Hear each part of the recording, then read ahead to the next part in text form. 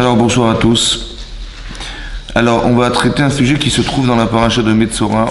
On est au début de la paracha. C'est marqué Vaïdaber Hashem el Moshe, les Moradi Hashem el Moshe en disant Zot tiet Torah Metzora. Voici la loi du Metzora. Ouais, le Metzora, Rachid expliquait qu'est-ce que c'est qu'un Metzora. Rachid se trouve à la 4e ligne de la colonne de droite. Rachid expliquait les fiches chez Anegaim et Baim al Lashonara. En fait, on va se rendre compte que le Metzora, en fait, il est entaché. Il a une maladie un peu spéciale, qui est spirituelle, ouais, qui n'existe pas, qui n'existe plus, on va dire.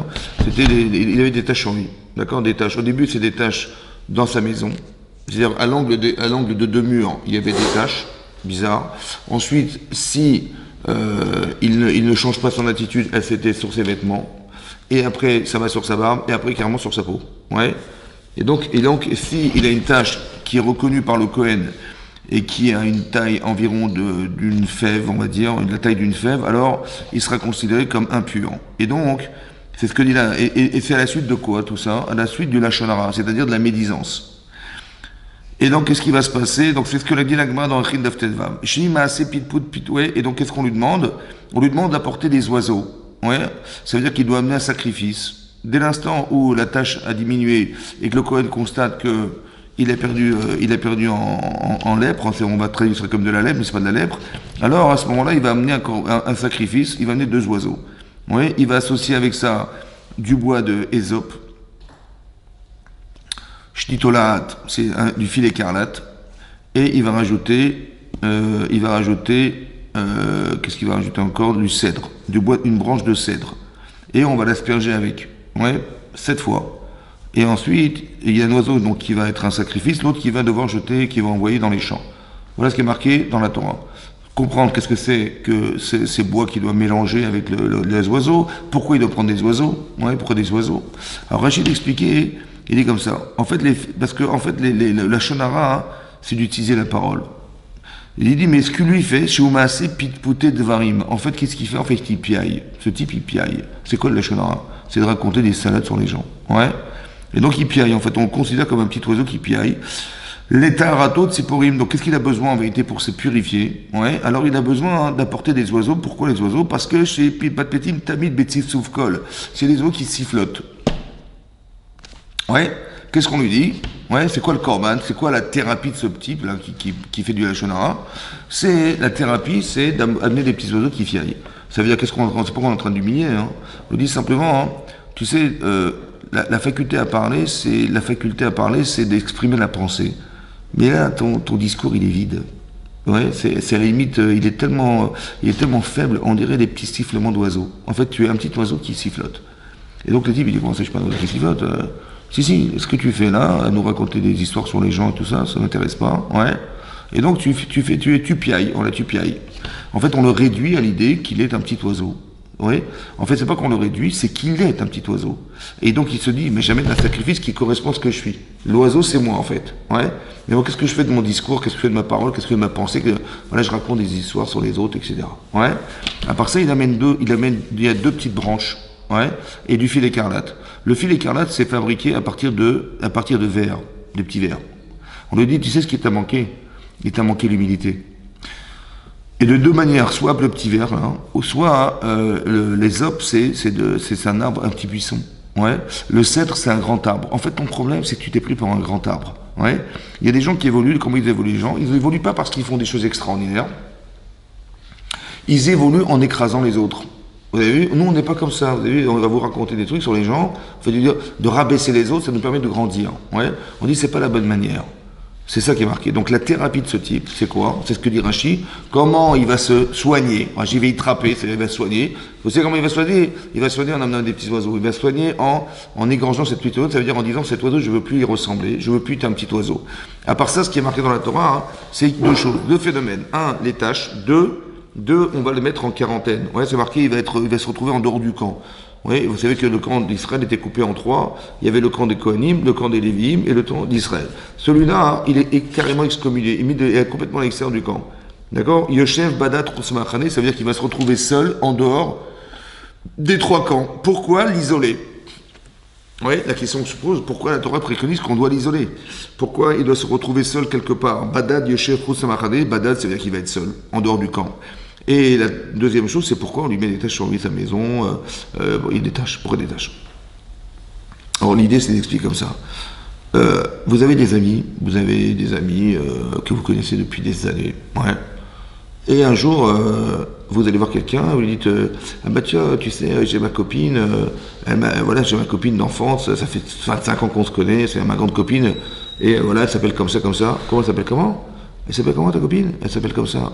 Non, mais tu peux rien, c'est ta copine, t'es sûr? Mais tu sais ce qu'elle a fait? Elle a fait ça, elle a fait ça, elle a fait ça. Et elle vous raconte des salades sur votre copine. Ouais. Dis, ah bon, t'es sûr? Ouais, ouais, attends, mais c'est limite une ordure, quoi. Ouais, c'est la limite, quoi. C'est-à-dire, vous avez le couvercle de la poubelle. Comment ça va? Et donc, qu'est-ce qui se passe? En fait, on vous raconte des histoires sur elle. Ça va? Comment vous la voyez maintenant? Il y a 25 ans de camaraderie, ouais, d'amitié, et tout à coup, on vous raconte quelque chose sur elle. Comment vous la voyez, cette fille? Un mal. Ouais. Mais vous avez 25 ans et 2 minutes. Ça fait 25 ans que vous la connaissez, donc c'est pesant quand même, 25 ans d'amitié. Et elle, dans 2 minutes, elle a détérioré 25 ans d'amitié. Mais qu'est-ce qu'elle a fait? Pourquoi vous doutez d'elle? Parce que cette fille-là, qui vous a raconté des salades, elle a mis des taches sur elle. Ça, c'est une chose. Deuxièmement, qu'est-ce qu'elle vous a dit? Elle vous a dit, écoutez, c'est fini, il faut arrêter de la fréquenter. On est d'accord? Elle n'est pas fréquentable. Donc elle a isolé. Elle a mis des taches, elle a isolé. Elle n'a pas honte d'entacher la relation, et elle n'a pas honte d'isoler les gens. Alors vous savez ce qui se passe? Hachem il dit, écoute, on va mettre des tâches. Comment tu te sens maintenant? Ouais, au début dans ta maison, bon, ça te touche pas. Non, sur tes vêtements non plus, a priori, sur ta peau. Qu'est-ce que tu fais maintenant? Bah tu fais comme ça. Surtout que personne ne voit mes tâches. Mais pourquoi tu les caches? Bah je les cache parce que j'ai honte d'avoir des tâches sur moi. Mais pourquoi t'as honte? Bah j'ai honte, ça se fait pas d'avoir honte. Mais si t'as honte d'en avoir, pourquoi t'as pas honte d'en mettre? C'est-à-dire qu'on est en train de corriger, c'est-à-dire que la façon de vivre les événements, la conscience qu'on avait un jour, ou qui nous a manqué d'avoir, de mettre des tâches sur les gens, on ne se rend pas compte, ouais. Alors il faut peut-être qu'on les vive un jour pour se rendre compte de la gravité de ce qu'on provoque. Ça va? À part ça, est-ce que la personne qui marginalise les autres, elle souffre d'avoir été un seul un jour? Quelqu'un qui a souffert d'être seul, ouais, il ne peut pas provoquer la solitude, a priori. Alors, qu'est-ce que fait Akadosh Baruch Hu? Il dit, écoute, mon chéri, c'est bien, tu vas te mettre en dehors des camps. Comment tu te sens? Ben, je me sens mal, je suis seul. Mais ça m'a permis de réfléchir, parce que je me retrouve seul. J'ai plus de relations sociales avec personne. Et ça me trouble. Mais oui, mais c'est ce que tu as provoqué. Quand tu as dit à cette fille ou à ce type, tu lui as dit, écoute, ce type-là n'est pas fréquentable. Comment tu peux encore lui parler? Mais il est contagieux, il va te polluer ta vie. Voilà ce qui t'a sorti, ouais. Mais qu'est-ce que tu as fait? Tu l'as mis de côté, en fait. Et le fait de mettre de côté les gens, ouais, de mettre de côté, de rendre insociable la relation qu'on a avec les autres, oui, par la parole, ça, c'est très grave. Ouais. Pourquoi? Parce que dès l'instant où on coupe la relation, on coupe le lien avec les personnes, oui, socialement, c'est impossible. On ne peut pas vivre seul. On n'est pas fait pour vivre seul. On n'est pas fait pour ne pas jamais communiquer, jamais exister avec les autres. C'est impossible. Et donc, qu'est-ce que se passe? Donc, c'est ça la gravité de l'événement. Et donc, c'est pour ça que on le met de côté pour 2 raisons. 1, ben pour qu'il arrive à réfléchir. Et 2, pour qu'il se rende compte que ce qu'il a provoqué est insupportable. Il a fallu que tu le ressentes. Tu ressentes que veut dire être seul. De se ressentir seul pour dire, ah, je vais quand même pas faire souffrir les autres en les marginalisant sous prétexte que je ne sais pas quoi, alors que j'en souffre. Ouais. Mais alors, à quoi va servir cette souffrance? Oui. Par exemple, quelqu'un vient vous voir, il vous raconte des choses sur les gens. Qu'est-ce que vous faites? Il y a une interdiction d'écouter d'abord. Ouais. Je refuse. Ok. Mais qu'est-ce que vous faites? Qu'est-ce que vous lui dites? À part lui dire, écoute, j'ai mis des boules caisses, je ne veux pas t'écouter. C'est vrai. Oui, qu'est-ce que vous lui dites? La personne, elle vous raconte du mal des autres. Lachon hara, un langage ra. Ra, c'est mauvais. Ça va? Mauvais, c'est un mauvais langage. Qu'est-ce que vous lui dites? Hein? Voilà, vous lui dites, c'est pas beau. Ouais. Alors, vous lui dites de la façon négative. Mais il ne comprend pas en quoi c'est pas beau, lui. Parce qu'on a expliqué que la seule manière qu'il a de se grandir, c'est de dire du mal. Donc ça ne peut pas être beau. On ne peut pas dire c'est pas beau, non, comment ça c'est pas beau? C'est super. C'est comme ça que j'évolue, moi. Vous avez compris? On ne peut pas lui dire c'est pas beau. Qu'est-ce qu'on peut lui dire par contre? Hein? Ah non, mais le lachon hara, c'est vrai. Par excellence, c'est vrai. Donc il va lui dire, mais je te dis la vérité. Mais c'est pour t'aider que je te dis ça, c'est pour te protéger, c'est pour je sais pas quoi. On n'a que des arguments comme ça. Oui? Alors je dis comme ça. Je lui dis comme ça. Vous savez, je lui dis comme ça. je te trouve très intelligent, franchement, parce que tu vois des trucs, moi-même je les aurais jamais vus, tu vois, mais il y a des nuances, tu vois des nuances, tu vois les défauts des gens, mais en fait, si tu vois les défauts des gens, c'est super, mais plutôt que de me le raconter à moi, ça me sert à rien de savoir.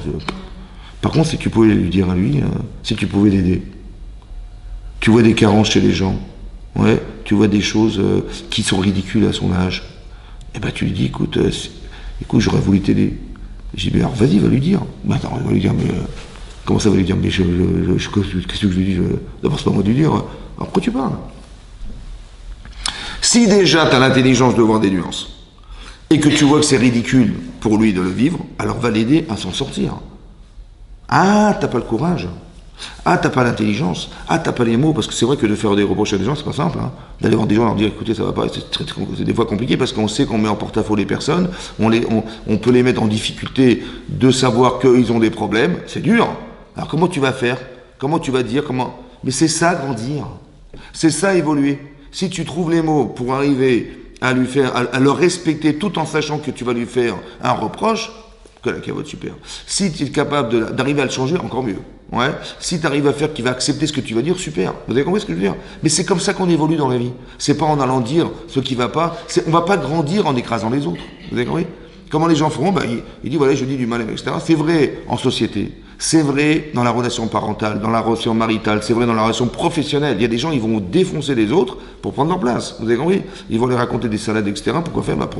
Je me suis débarrassé de lui, j'ai monté en grade. Mais comment tu peux grandir comme ça? Je veux dire, vous avez compris? Si déjà tu vois des défauts, mais dans quel intérêt tu avais de démontrer qu'il y avait quelque chose qui était faux? Dans quel intérêt? C'était un intérêt de quoi? J'adore la critique parce que c'est ça qui m'a permis de consolider ma place. Vous avez compris? J'ai dit aux autres que là, les incompétences. Voilà, les incompétences. Et c'est ça qui m'a permis de... La Torah dit ça, c'est très grave. Oui, c'est très grave. Pourquoi c'est très grave? Parce qu'il a dit quelque chose. Alors on va essayer d'expliquer qu'est-ce que c'est que la parole. Oui. Vous avez vu que là, ici, c'est pas ce qu'il a dit. Il a dit, simplement qu'il a dit, alors on voit qu'il est carrément mis en quarantaine. Il n'y a aucune personne impure comme lui qui sort des trois camps d'Israël. Ça n'existe pas. Le seul, c'est lui, le Metzora. Le Metzora, c'est quelqu'un qui dit du mal des autres. Ouais. Il est Motzi Shemra. En fait, il sort de lui un renom négatif des autres. C'est ça, Metzora, Motzi Shemra. Pourquoi c'est grave? En fait, parce qu'il faut savoir une chose très importante. C'est marqué dans la Torah... Au début de la création de l'homme, quand on crée l'homme au départ, oui, on crée l'homme au départ. Adam, on va traduire Adam, c'est faux de traduire l'homme, en fait. Adam n'aime pas l'homme. Adam, c'est la composition de deux êtres. Il faut savoir qu'au début, quand on crée l'être masculin-féminin, oui, au départ, alors on crée un être double. C'est ce qu'on appelle Adam. C'est pas que l'homme, on a pris l'homme et on a fabriqué la femme à partir de l'homme. Non, que dans la Torah, on dit qu'on a détaché la partie féminine de l'homme. Mais en fait, il était double. Il avait un visage masculin et derrière un visage féminin. Aussi savoir que, c'est un détail, mais que quand Hachem il façonne l'être humain au départ, il façonne d'abord la femme avant l'homme. D'accord? Vous dites qu'il a fait un être masculin féminin, en fait il a d'abord fait la femme. Et après il a fait l'homme. Comme c'est dit le Maharal de Prague. C'est pour ça qu'elle a une maturité plus avancée qu'un homme, une femme. Parce qu'elle a été fabriquée avant. Pour ça que la bat mitzvah, elle est à 12 ans. Et le garçon est à 13 ans. Ouais. Parce que, comme ça dit le Maharal de Prague, dans la parashat Tazria ici, il le dit. Ouais. D'où il le tire, comment il le tire. Il dit parce que ici, dans la parashat Tazria, c'est marqué qu'on va parler de la femme qui va accoucher un bébé. Ça va? Et on parle des lois de la femme qui accouche. Et après, on nous parle de l'homme qui dit de la shonara. Donc on a fait précéder les lois de la femme avant celles de l'homme. Il dit, mais c'est marqué, donc le Rabbi Sima, il s'appelle dans le Midrash Rama, il explique là-bas, il dit que, en fait, de la même manière que Hachem, il a créé d'abord les animaux avant les hommes, avant l'homme, il a parlé des lois des animaux avant ceux des hommes, parce que dans la parashat Shmini, on lui dit, voilà, si les animaux vous pouvez consommer, pas consommer, donc on nous parle de la consommation des animaux avant les lois des hommes, et donc on voit qu'il y a une logique, oui, l'animal avant l'homme, oui, etc. Oui, les lois des animaux avant ceux des hommes. Et là, on voit qu'on a fait devancer la femme avant l'homme. On nous dit, voilà, la femme qui a accouché, voici les lois qu'elle doit avoir, etc. Oui. Et donc, et après, on nous parle des lois des hommes. Donc, de la même manière qu'on a fait précéder la création des animaux à partir des hommes, on a fait précéder aussi la création, la fabrication des animaux à partir des hommes, et on voit qu'on parle de la loi des femmes avant celle des hommes. C'est-à-dire que dans la création aussi, c'est pareil, dans la même logique. C'est de là qui tire que la femme a été fabriquée avant l'homme. Donc ça, c'est l'être. D'où je sais que Adam, c'est l'être composé. Bon, Rachid le ramène en nom du Midrash. En fait, c'est une Gemara dans Hérouv et Naf Yutret, c'est une Gemara qui parle de ça. Mais il faut savoir que quand Hachem, il a créé cet homme, en fait, cet homme qui est double, en fait, et qu'on a détaché cette partie féminine, et il a dit, elle s'appellera Isha, parce qu'elle a été prise de Ish. Mais il ne s'appelle pas Ish, il s'appelle Adam. De là, j'ai compris que Adam, c'est les êtres composés, en fait. Ça va? Les êtres composés. Pourquoi c'est composé physiquement? Vous savez pourquoi c'est composé physiquement au départ? Parce que avant de naître, on était des neshamot, des âmes. Oui? Mais il faut savoir que la neshama est masculine féminine. Masculine féminine. On a détaché dans le Gan Eden la partie masculine. En général, ça se passe comme ça. Et la personne, elle doit retrouver son féminin le jour de son mariage. D'accord? Ou son masculin. En fait, on était composé.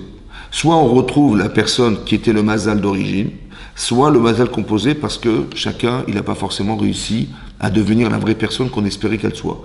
Autant masculin que féminin. Et Hachem, il va être avec Zévoïm, ça veut dire il fait rencontrer les personnes en fonction de ce qu'ils ont fait de leur vie. C'est ça les filles Ma'asav, comme ça c'est marqué dans la Gemara. Les filles Ma'asav. Pourquoi selon les actes? Parce qu'on est ce qu'on fait. Vous êtes ce que vous faites. Si je suis intelligente, ben je vais le voir. Si je suis intelligent, je vais le voir. Si je suis généreux, je vais le voir. Si c'est ça qui va déterminer. C'est ce que vous faites qui va déterminer votre personnalité, qui va déterminer vos capacités, vos engagements. C'est ça qui va déterminer votre sensibilité, votre intelligence. Tout ça, c'est parce que vous faites quelque chose. Donc Hachem dit, je vais voir ce qu'elle va faire, je vais voir ce qu'il va faire, et je suis mes amis. C'est comme ça que ça marche. Et donc là, on devient un être masculin, potentiellement masculin-féminin. Mais en fait, l'objectif de la vie, c'est quoi l'objectif? C'est d'arriver à être, quand on est femme, ouais, il faut qu'on arrive à ressentir ou bien à comprendre la logique ou la sensibilité masculine. Il faut qu'on arrive à composer avec. Vous avez compris? Et quand on est un homme, c'est pareil. Parce qu'on est deux êtres, en fait, qui n'ont rien à voir. Mais l'objectif, c'est d'arriver à faire le shalom. C'est-à-dire de fusionner deux êtres qui sont complètement différents. Il faut trouver le shalom. Comment je vais faire pour arriver à mettre un équilibre dans deux êtres complètement dissociés? De nature. Comment je vais faire? Alors ça, c'est le but de la vie. Mais ce que je veux dire ici, c'est une parenthèse, c'est pour expliquer que le langage. Qu'est-ce que fait Hachem? Il fabrique un être. Va yetzer Elohim. La yetzera, c'est une fabrication. Il va prendre de la terre, il va prendre de l'air, il va prendre de l'eau et du feu, et il va composer un être. Ouais, le corps humain, auquel il va insuffler dans ses narines une neshama. Ouais, va y par be'apav, il a insufflé dans ses narines ruach chaim, un souffle de vie. Veillez nefesh raya, il va devenir nefesh raya. En français, ça veut dire un être vivant. Ça va? Il y avait un être carrément immobile, on lui a mis sa neshama, toute la vitalité, la capacité à penser, à parler, etc., elle vient de sa neshama. Ça va? Et après, il est devenu un être vivant. Et là-bas, le Targum, c'est la traduction araméenne, qui est une explication aussi, parce que Rachid, souvent, il le rapporte, non pas en tant que traduction, mais explication du texte. Il explique que la Torah, c'est quoi le pshat de la Torah? Quel est le sens littéral de la Torah? Il explique que Nefesh Raya, il va traduire pas un être vivant, il va traduire Ruach Memalela, le souffle de la parole. C'est quoi l'être vivant? L'être vivant, c'est la capacité à exprimer la pensée. C'est ça qui s'appelle un être vivant. D'accord? Parce qu'on est capable d'exprimer la pensée. Ça veut dire que l'essentiel de ce qui compose l'être, c'est la capacité d'exprimer, de communiquer par la parole. Vous voyez que quand, c'est marqué dans les Pirkei Avot, dans les Maximes des Pères, c'est marqué là-bas, dans le 5e chapitre, c'est marqué Be'asara ma'amarot nivra olam. Par 10 paroles, le monde a été créé. On voit que Dieu, il crée par la parole. Ouais. C'est pas qu'il a pensé, c'est qu'il a créé en 10 ans. Il a dit Vayomer Elohim Yeyor. Il a dit que soit la lumière. Et la lumière est apparue. Il a dit, etc. Il a séparé les eaux, il a laissé apparaître la terre, il a fait pousser les herbes, voilà. Mais il a à chaque fois donné un ordre. Et la parole est créatrice chez Hachem. Mais nous, on a été créés à l'image d'Hachem. C'est quoi l'image? Hachem n'a pas d'image. C'est qu'on a aussi une capacité d'exprimer par la parole quelque chose. On n'est pas des créateurs, on va dire, mais il y a quelque chose de très puissant dans la parole qui vient de la Neshama. Ça veut dire que si vous parlez, c'est que vous avez une Neshama. Si vous parlez, c'est que vous avez une âme. Vous avez compris? Et ce qui fait l'essentiel de l'être, c'est ce qui fait, qui donne un sens à la personne, c'est qu'il a une âme et que cette âme, elle est capable de pouvoir s'exprimer. Donc la valeur intrinsèque de la personne, c'est sa parole. Ça va? Si par exemple quelqu'un, hein, si vous parlez à quelqu'un, ça va? Vous avez rencontré une copine à vous, ouais, ou quelqu'un, un ami à vous, ouais, et vous l'appelez, et le type, il vous regarde même pas. Ça va? Et vous dites, mais, et vous l'appelez, vous le suivez, elle vous ignore carrément la personne. Ça va? Comment vous vous sentez? Hein? L'archouma. Ouais, on a la honte de sa vie, oui ou non? Oui ou non? Mais qu'est-ce qu'elle a fait? Elle n'a rien fait. Elle vous a juste pas parlé. Oui. Qu'est-ce que vous en pensez? Ça remet en cause, genre elle m'a pas respecté, tant je lui parle, elle ne me regarde même pas. Hein? Oui, mais comment ça se fait qu'on est vexé? Ben, si elle m'avait insulté, j'y comprends, ça se fait pas. Mais elle n'a même pas répondu, elle n'a rien fait. Mais vous savez quoi? Des fois, le silence, c'est pire que la parole. Parce que pourquoi? Parce que si tu me parles, c'est que j'existe. Tu sais d'où je sais? Parce que tu as une échama, j'en ai une. Mais si tu me parles pas, c'est comme si tu me disais j'en ai pas. Ah, tu me dis ça, je te tue. Vous avez compris? C'est-à-dire que le manque de respect, ça amène à de la folie. Mais comment ça se fait? Comment ça s'explique? Mais c'est logique. Parce que si l'expression de la parole, ça vient de la neshama, si tu me parles, si tu dis que j'en ai une, j'existe pour toi. Mais si tu me parles pas, tu m'évites, tu me regardes pas, c'est que j'existe pas. Et ça, je peux pas le supporter. Ah, tu dis que j'existe pas, tu vois ce que je vais te faire. Vous avez compris? C'est-à-dire que le respect que nous avons de nous-mêmes, il vient d'un neshama. La valeur intrinsèque que nous possédons, qui fait de nous des êtres respectables, c'est parce que nous avons une neshama. C'est comme ça qu'il faut le traduire. Et cette neshama, elle n'a de sens que parce qu'on est capable de parler. Si vous parlez, les seuls êtres qui parlent, c'est des êtres humains. Parce qu'on a une neshama, c'est spécial. Comme si Hachem, il a fait fusionner un corps, de la viande avec une neshama, et la résultante, c'est la parole. Vous avez compris? C'est que ton corps, il est d'accord de vivre une expérience spirituelle, ça s'appelle parler. Ça va? Donc c'est très puissant la parole. C'est sacré la parole. Et qu'est-ce qu'il fait avec la parole? Qu'est-ce qu'elle fait? Elle critique l'autre, elle fait matade. Vous avez compris pourquoi c'est grave, la shonara? Ouais. Parce qu'on utilise quelque chose qui est sacré, en fait, ouais, et qu'on fait, qu'est-ce qu'on fait avec? Vous avez compris? C'est des choses qu'on devrait respecter de façon profonde, la parole, ouais. Autant respecter ce qu'on dit, autant respecter ceux qui sont présents et qui parlent. Parce que c'est des gens, ouais, quand on dit qu'on a été créé à l'image d'Hachem, c'est pas une blague, c'est d'expliquer qu'on a une vocation à pouvoir exprimer quelque chose qui passe par la parole, comme Hachem a été capable de créer le monde par la parole. C'est très puissant la parole. Très puissant la parole. Vous avez vu que c'est marqué dans les Chazal que ce qui sort du cœur entre dans le cœur. Ouais, c'est un principe de base. Si vous croyez en la personne qui vous parle, alors ce qu'elle va dire, ça pénètre la personne, et ce qui sort de son cœur pénétrera le vôtre. Ça veut dire que ça va vous changer. Forcément, vous modifiez, vous changez.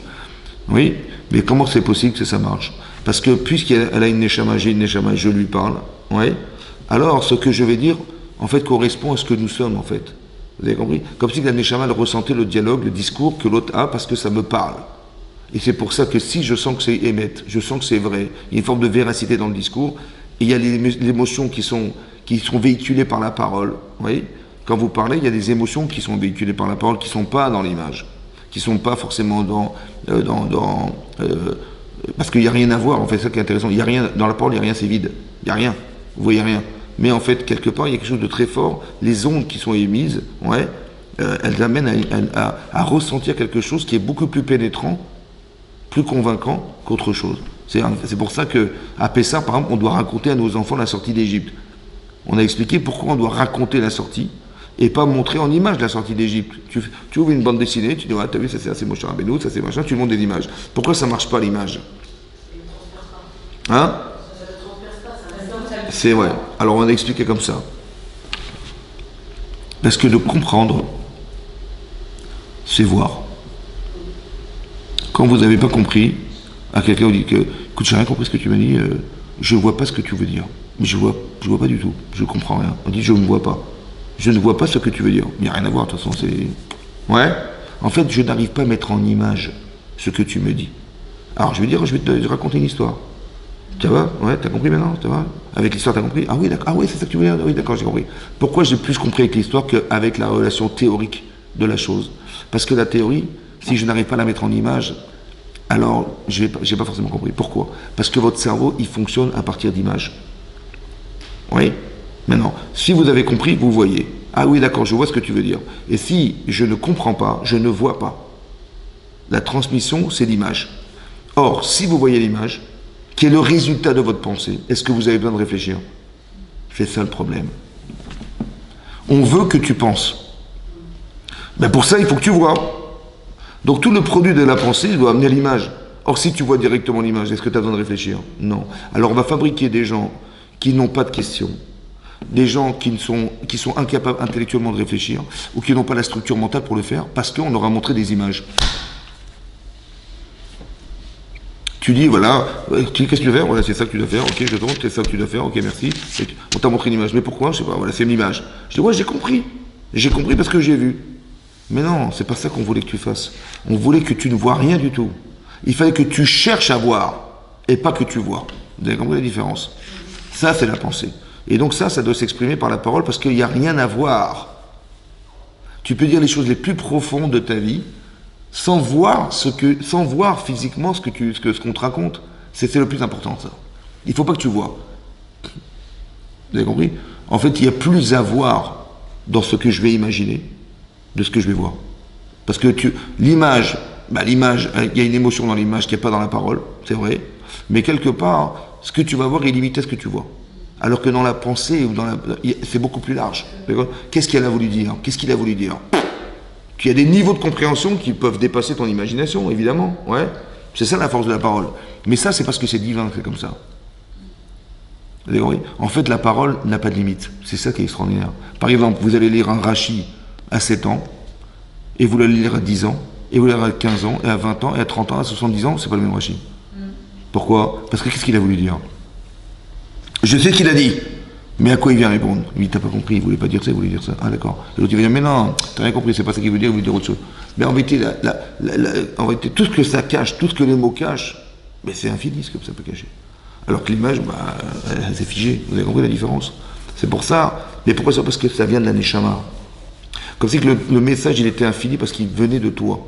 Pour ça que plus on évolue, plus on réfléchit, plus on pense, plus on sait, et plus on arrive à élargir le champ de vision qui est largement plus large que si tu le concentres dans une image. Vous avez compris ce que je veux dire? Voilà. C'est pour ça que c'est très important, que la réflexion est très importante. Et l'expression de la pensée, c'est très important.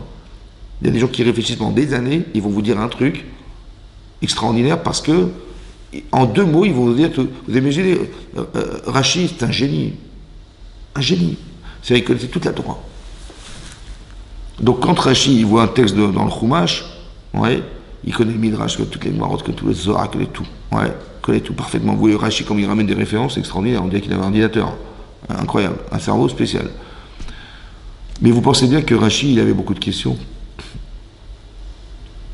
Donc quand il a dit, quand il a écrit ce texte, tu dis, tu lis, oui, le Lachonara, ça vient de mais en fait c'est les Gordon, c'est les machins, c'est les Midrash, mais il avait plein de questions, Rachid, Donc quand il a écrit ce qu'il a marqué, c'est pour répondre à tout ce qu'il avait comme question.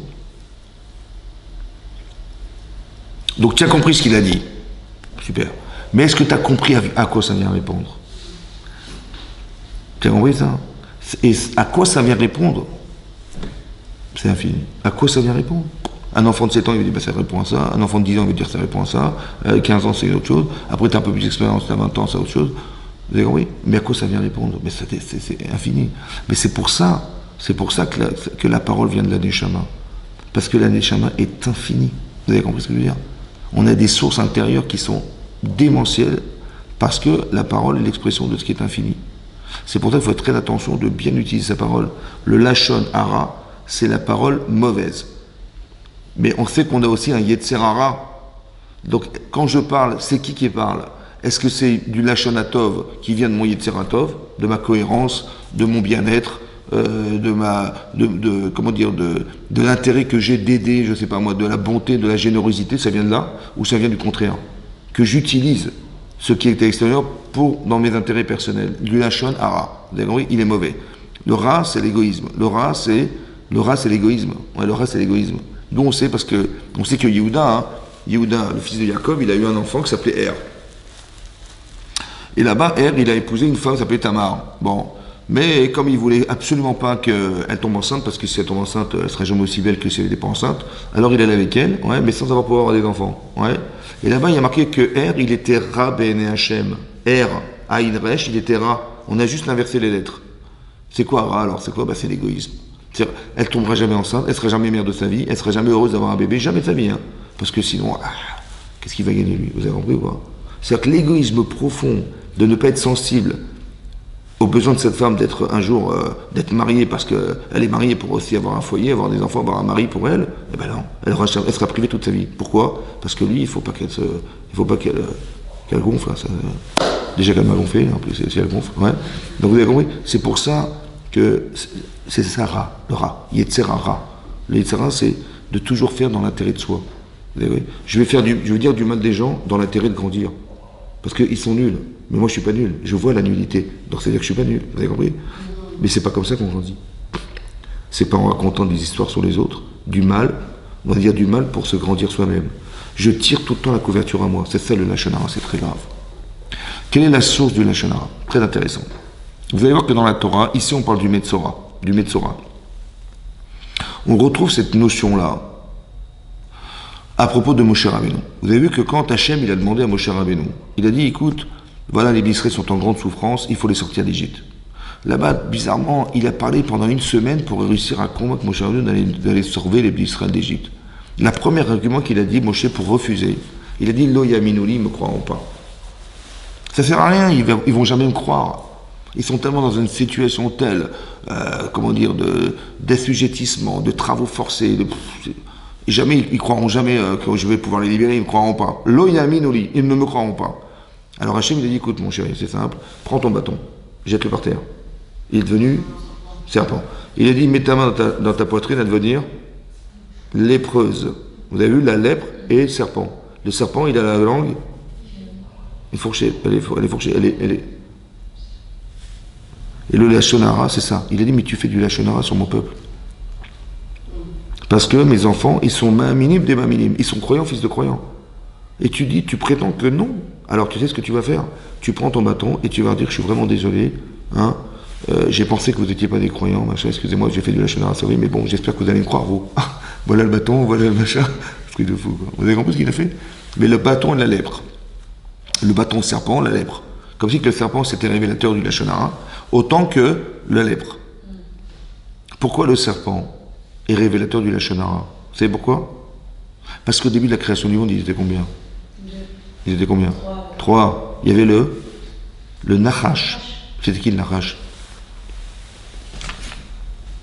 Ben, le Nachash, le serpent, c'était le Yitzhara. Mais au départ, il était à l'extérieur. Il a essayé de les tenter. Et qui a été voir? Il n'était pas été voir Adam. Il a été voir Chava. Pourquoi? Parce que Rachid dit qu'une femme, elle est plus facilement séduite. Elle a plus d'émotions, plus émotionnelle qu'un homme, donc plus facilement séduite. Et il a été la voir, il a dit, vous pouvez manger des fruits, Dieu vous a permis de manger des fruits sur la terre? Elle a dit, oui, bien sûr, mais par contre, celui-là, on ne peut pas. Et Rachid dit qu'il a fait exprès de lui poser la question pour qu'elle arrive à dire, celui-là, non. Genre tous, mais pas celui-là. Ok. Il dit, pourquoi pas celui-là? Qu'est-ce qu'il y a? Je dis, comprends, c'est le Etzadat Tovara. C'est-à-dire, c'est le fruit de la connaissance du bien et du mal. Je dis, mais justement, t'as pas compris. T'as pas compris que, mais tu te rends compte qu'aujourd'hui, si tu arrives à être sensible à reconnaître le bien du mal, ouais, alors tu verras qu'il va manquer de la lumière. Vous avez compris? Non, je rigole. Que si tu arrives à comprendre le bien du mal, ouais, tu vas voir, hein, waouh, waouh. Ah, non. Ah, ouais. Non, non, vous. Ah ouais. On va voir. Il va y avoir. Ouais, super. Et donc, par contre, celui-là, ça marche pas, là. Peut-être faut aller mieux. Et donc, qu'est-ce que je disais avant que je m'énerve? Non, je... Voilà, il était voir la femme. Ouais. Il a été voir la femme. Ouais, il a dit, voilà, il a dit tout ça. Et il a dit, mais tu n'as pas compris, mais Mais c'est ça la force qu'il a Hachem. C'est à la différence de ce que vous êtes, vous. Parce qu'avant qu'ils aient fauté, ils avaient une notion du vrai et du faux. Mais pas l'émotion que représente le mal, ni l'émotion que représente le bien. Mais ça, c'était dans l'arbre. Et ça date. Il dit, mais c'est pour ça qu'Hachem, il a cette puissance que vous n'avez pas. Et il vous l'a interdit parce que si vous êtes comme lui, ça va pas marcher. D'accord? Il voudrait rester lui-même. Et donc, c'est pour ça qu'il vous interdit de le consommer. Elle a dit, mais ah bon, c'est sûr, ah ouais, c'est tentant. Et c'est marqué dans la Torah, c'est marqué que quand elle a vu cet arbre, il était tov, il était bon, ta'ava, il était plaisant, et nechmad, agréable.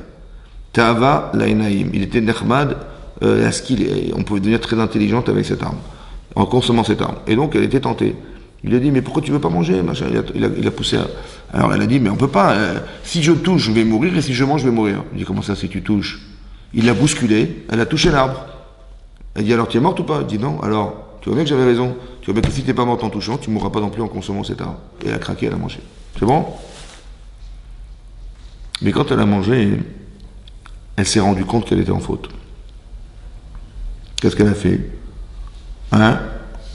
Ben, elle a été voir son mari. Elle a réussi à le convaincre de manger le Etz Hadarat. Par la parole. Chazak. Maintenant, c'est marqué dans la Gemara, dans Kiddushin, d'Afaïn Bet.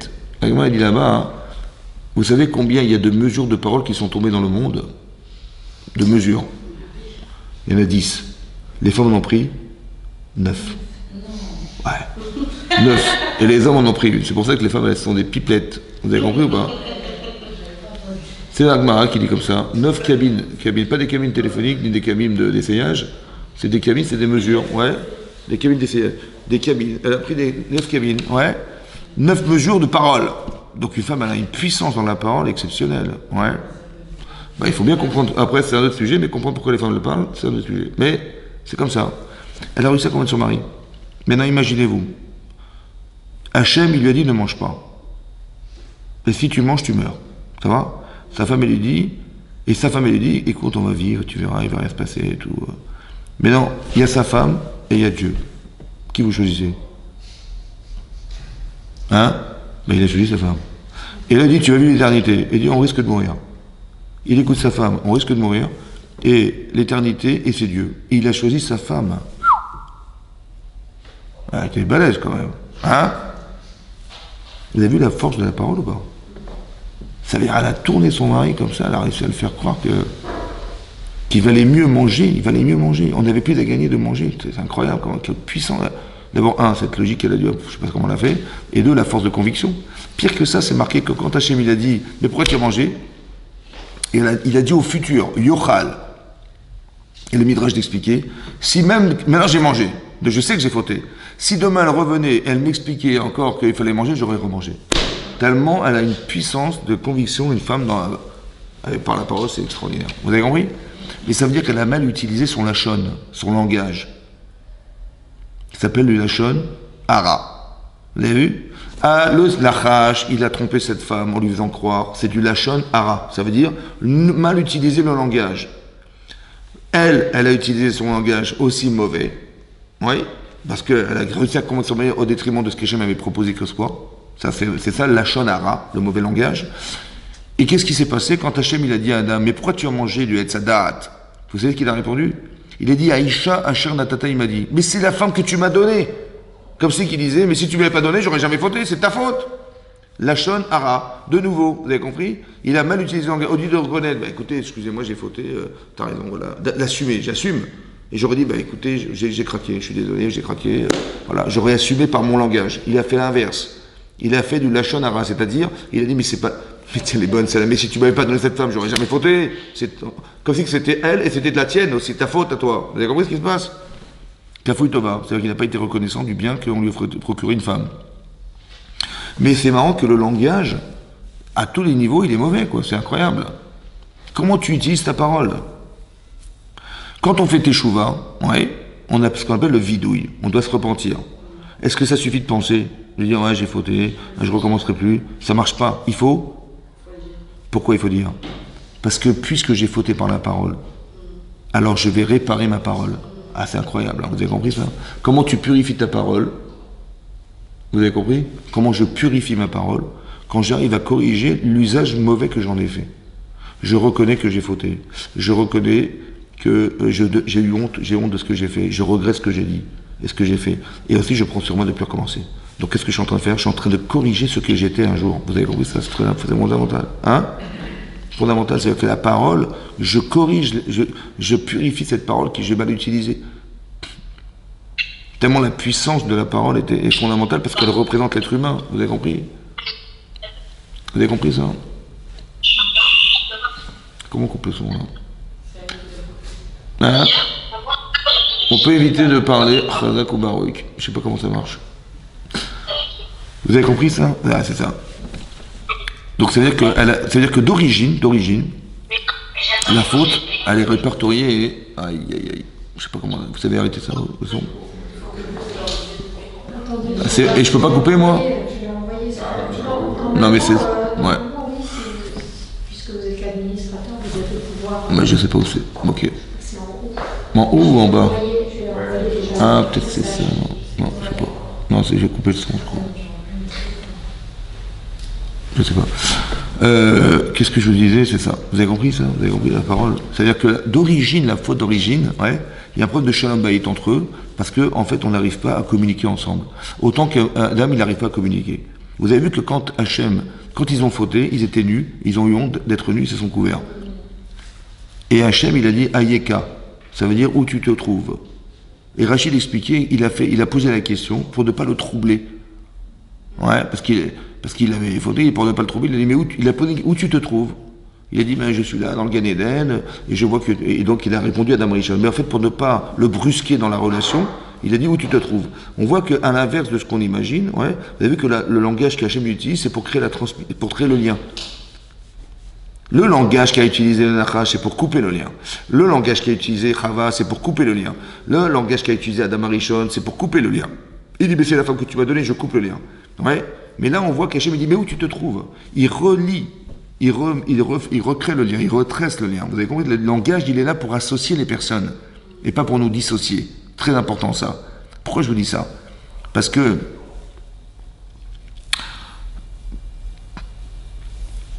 je vais vous donner plusieurs réponses, plusieurs références pour que vous compreniez les petites nuances dans le langage. C'est très important.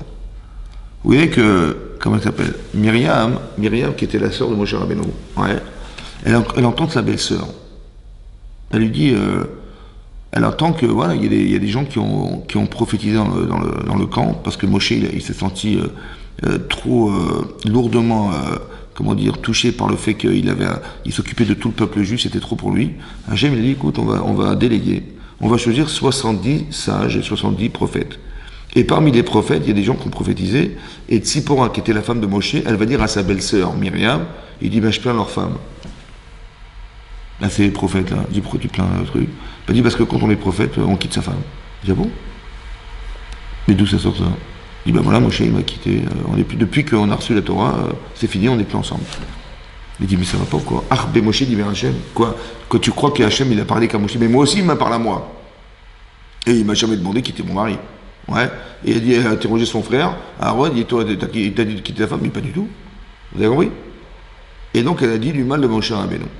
Ouais, elle a dit la parole. Qu'est-ce qui s'est passé? Elle est devenue lépreuse. Pareil. La lèpre, ouais, c'est plus après. Et là, Aaron, comment il s'appelle? Hachem, il a dit, il s'est adressé à Moshe, à Aaron et à Myriam, il leur a dit la chose suivante.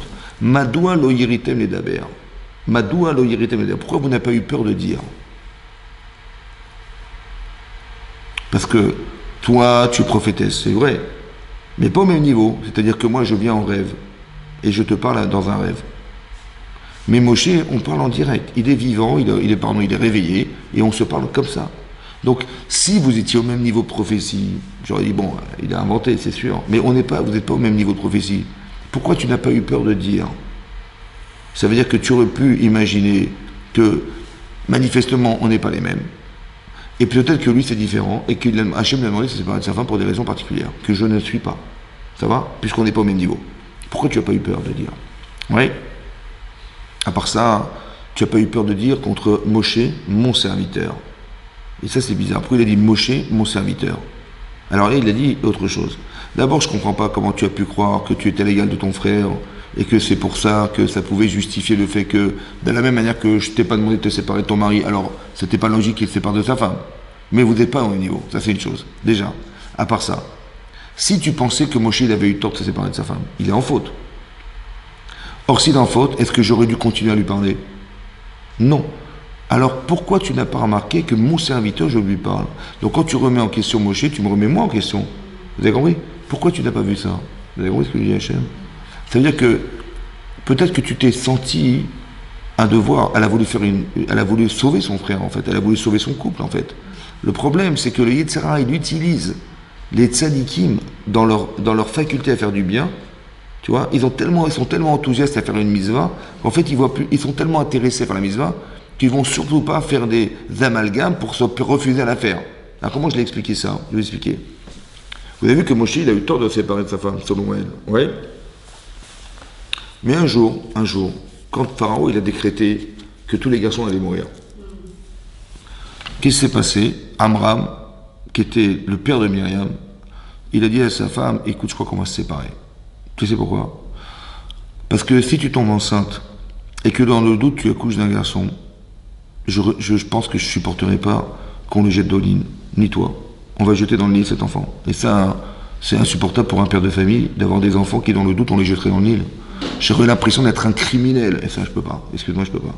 Et autant que toi, si tu tombes enceinte, tu te rends compte, tu as porté ce bébé pendant 9 mois, et qu'au bout de 9 mois, dans le doute, ça soit un garçon et qu'on le jette au Nil, tu vas supporter. Je pourrais pas te faire supporter une douleur pareille, c'est impossible. Donc, il vaut mieux qu'on se sépare. Et donc, ils ont divorcé. Ouais. Et ils se sont séparés. Et comme il était le gadolador, c'est-à-dire le plus grand rare de la génération, tout le monde a fait comme lui. Et donc, ils se sont tous séparés de leur femme. Sur ce, Myriam, elle vient, elle dit à son père, tu sais papa, tu fais pire que Pharaon. Tu commences à faire pire que Pharaon. Pas parce que Pharaon, il a décrété que les filles, elles seraient vivantes, les garçons mourraient, mais pas les filles. Or toi, en te privant d'avoir des enfants, tu prives les filles de vivre. À part ça, c'est vrai que Pharaon, il a décrété que les garçons, on les jetterait au Nil. Mais ils vont mourir, c'est vrai. Mais ils vont aller au Gan Eden. Direct, ouais. Alors que toi, tu te prives d'avoir des enfants, tu prives ce garçon d'aller au Gan Eden. Tu fais pire que lui. Voilà ce qu'il a dit. Il a dit, t'as raison. Il a réépousé sa femme, ils ont eu Moshe Rabbeinu. Donc grâce à qui il est né Moshe Rabbeinu? Grâce à qui? Grâce à Myriam. Et qu'est-ce qui a réconcilié ses parents? C'est Myriam. Réconcilier ses parents, c'est Myriam. Et dit, Mine Shamaim. Merci Hachem. Mon père, il s'est séparé de sa femme, je les ai réconciliés, et grâce à moi, j'ai Moshe Rabbeinu. Si on est sorti d'Égypte, c'est grâce à moi. Si on a eu la manne, c'est grâce à qui? C'est grâce à moi, merci Hachem. Si on a eu la Torah, c'est grâce à qui? C'est grâce à moi. Tout ça, c'est grâce à moi. Vous avez compris? On dit, ah, super, je vais encore faire une autre mitzvah, j'ai réconcilié mes parents, je vais réconcilier mon frère. Elle est partie avec des bonnes intentions. Mais c'est tellement puissant, écoutez la nuance. Regardez le Yetzer Hara des tzadikim. Elle a fait du Lashon Hara. Ouais, mais c'était compliqué pour elle, la pauvre, ouais, d'imaginer qu'elle a eu tort de penser. Elle a dit, mais je vais réconcilier, faire du Shalom Bayit. Chez mon propre frère, comme j'ai fait chez mes parents. Donc elle était, entre guillemets, prisonnière du désir qu'elle avait de réconcilier son frère avec sa femme, autant qu'elle a réconcilié son père avec sa mère. Vous avez compris ce qui se passe ou pas? Et c'était faux, en fait. Madoua lo yiritem les babères. T'as eu raison d'avoir envie, mais il fallait analyser ton désir. C'est un truc de malade. Vous avez compris comment ça marche, le Yetzer Hara? Et tout ça par la parole. Tout ça par la parole. Comment tu utilises ta parole? C'est pareil. Il y a eu les Meraglim. Vous vous rappelez les Meraglim, les explorateurs? Qu'est-ce qui s'est passé? Hachem, il a dit, si tu veux envoyer des explorateurs, envoie. Bon. Donc, qu'est-ce qui se passe? Il y a des explorateurs, ils étaient 12 à partir en Israël, mais ils ont été choisis sur le tas. 12 personnes, parce qu'il y a 12 tribus. Ça veut dire qu'il y avait des dizaines de milliers de personnes par tribu. On en a pris un par tribu. La sélection, elle est énorme. On a pris les meilleurs par tribu, un seul par tribu. Ils étaient 12. Et ils sont partis, revenus. Au bout de 40 jours, ils reviennent. Ouais. Et donc, il y avait 10 personnes qui portaient une grappe de raisin. Non, il y avait 8 personnes qui portaient une grappe de raisin. Il y avait une personne qui portait une grenade et l'autre qui portait une bombe. Non, une grenade et l'autre qui portait une figue. Ouais, et c'est comme ça. Ok. Ils ont dit, tu sais quoi, Hachem nous a pas menti, hein. C'est un pays mais extraordinaire. Des fruits, mais fantastiques. Regardez ce qu'on vous a rapporté. 8 apporté une grappe de raisin, quelques tonnes. Merci Hachem. Bon, mais quand même, ils sont gros les raisins. Hein? Vous imaginez que les gens qui les mangent, ils sont trop gros. Mais vous savez quoi? On a vu des géants. Des géants. On était des sauterelles devant eux. Des petits sauterelles. Et des géants. Et ils vivaient dans des villes fortifiées, et puis Amalek, où on a fait la guerre contre eux, c'était dur de battre Amalek, hein, c'était dur, hein. Et puis Amalek, et puis machin, et puis ils vivent dans les fortifiés, ils vivent sur des montagnes, des montagnes, on va se faire massacrer, comment dire, avec ta petite épée, qu'est-ce que tu vas faire avec ta petite épée? Ouais. Et ils ont convaincu les ministres de ne pas rentrer en Israël. Et là, ils ont pleuré, et ils ont dit, c'est foutu, on est mort. Ouais. Et là, c'était Tisha B'Av. C'était Tisha B'Av. Et cette date, elle est restée une date historique, qui est une date catastrophique, puisqu'il y a les destructions du temple et tout. Ouais. Qu'est-ce qui est pire, le veau d'or ou la guerre contre, ou la faute des Meraglim? Le veau d'or ou la faute des Meraglim? Ou la faute des Meraglim? Hein?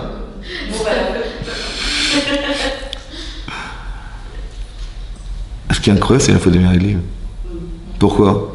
Parce que est-ce qu'Hachem il a pardonné la faute du veau d'or? Et les Meraglim, mais ils sont tous morts dans le désert. Comment ça se fait? La parole. Truc de malade. Hein. Vous avez vu ça? Mal utiliser la parole, c'est pire pour Hachem. Non. Bah là-bas, ils ont fait le veau d'or. C'est le fait de faire un veau d'or, de remplacer mon chariot par un objet, quoi. C'est ça la faute, en fait. Mais ce que je veux dire là, il n'y avait rien d'autre que du dibour. Qu'est-ce qu'il y avait d'autre? Ils ont dissuadé de rentrer en Israël. Comment ils ont fait? Dire, ah, c'était dangereux. Est-ce qu'on pourrait... Ils pleurent, les autres, ils ont pleuré, d'ailleurs. Et ils ont vraiment réussi à les convaincre. Ouais, c'était ça qui était grave. Vous avez vu le dibour, comment c'est grave, le mal utiliser sa parole. Mais c'est logique d'un côté. Parce que le seul unique pouvoir que nous avons, c'est de penser et de parler. C'est la chose la plus sacrée qu'on ait. Tout le reste est animal. C'est vrai? Alors si tu utilises ce qui est la chose la plus sacrée, qui te distingue des autres animaux, de la nature, de tout ce qui est... C'est ça qui te distingue. C'est en ça que tu représentes Hachem. Alors, comment tu l'utilises? C'est ça qui est très important. Vous avez compris ce que je veux dire? C'est très important. Pour ça qu'à la différence du Lachon Hara, de dire du mal, ouais, il aurait fallu apprendre à dire du bien. Ouais, il aurait fallu aussi que plutôt que d'accabler les gens, vous savez, il y a des gens, il y a des mauvais parents et des bons parents. Il y a des mauvais parents, comment ils arrivent à booster leurs enfants? Vous savez comment ils font? Tu sais comment ils font? Tu es nul, tu es nul, tu es nul. Tu es nul. Tout le temps, tu as vu tes notes, tu as vu ton travail. Ne fais pas, ne fais pas, ne fais pas. Ne fais rien, ne fais rien. Tu vas encore rater, tu vas encore rater. Laisse-moi faire. Non, ne fais pas, ne dis pas. Tais-toi, je t'en prie. Tu toujours pareil, tu changeras jamais, tu es toujours aussi nul, tu aussi. Je dis, pourquoi tu parles comme ça? Mais il faut la booster. Il faut booster les gosses, il faut les... Hein? Ils détruisent les gens. La parole détruit les gens. Qu'est-ce qui est pire? De frapper ses parents ou de maudire ses parents? D'où vous savez? Parce qu'il s'est marqué dans la Torah, Mekalel, Avivemo, Motumat. Celui qui maudit ses parents, il meurt. Il est condamné à la mort. Et celui qui frappe, pareil. Mais frapper, c'est faire un hématome. Ouais. Une hématome, Omana, ouais, vous savez, c'est ça. Il tape, il fait un hématome. Ça suffit. Pas besoin de faire du sang. Juste que le sang, il soit coagulé, ça suffit pour être un mita. Mais non, là, Rachid Amani Abed Lagmara, qui dit que celui qui tape ses parents, il est chayav chenek.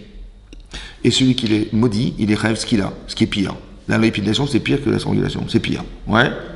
Maintenant, pourquoi c'est pire de maudire ses parents que de les frapper? Hein? Ah. Quel futur? De quoi le futur? J'ai pas compris le futur. Il y a le futur d'en maudire. Il a dit, il a maudit ses parents. Il a maudit la source de sa vie. Maudire. Ouais, mais par la parole. Et là, il a frappé. Vous savez pourquoi la différence comme ça? Quand on frappe, ça se soigne. Mais c'est pas sûr qu'on arrive à soigner une personne psychologiquement atteinte lorsqu'on a blessé la personne au fond d'elle-même. C'est toujours plus grave psychologiquement que physiquement. Toujours. Toujours. Parce que il y a des gens qui sont pleins de vent, ils sont des légumes intérieurs. Je l'ai fait, je peux pas, je sais pas, j'arriverai jamais, parce qu'on les a tués en fait. On n'a pas respecté la hiérarchie, on n'a pas respecté l'origine de ce que nous sommes. Comment tu peux maudire tes parents? Vous avez compris? Vous savez pourquoi il est condamné à mort? Vous savez pourquoi il est condamné à mort? Vous savez pourquoi? Parce qu'il est mort déjà. C'est pas qu'il est condamné. Comment quelqu'un, il peut être vivant à l'intérieur de lui-même et maudire la source de ce qu'il fait vivre? Mais c'est qu'il est mort. Comment quelqu'un, il peut dire du mal de quelqu'un qui est un être vivant? Mais comment tu peux... Si tu considères que tu es vivant, toi, tu es vivant, tu as une valeur, alors tu devrais respecter la valeur de l'autre. Comment ça fait que tu détruis la valeur?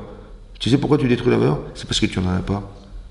Parce que tu n'es pas vivant. C'est pour ça que tu veux éliminer ce qui est Vous avez compris? Comment tu peux être insensible à la valeur humaine? Cette insensibilité est révélatrice que ce n'est pas vivant. C'est pour ça qu'il devient impur. C'est quoi l'impureté? On a expliqué l'impureté, c'est quoi? L'impureté.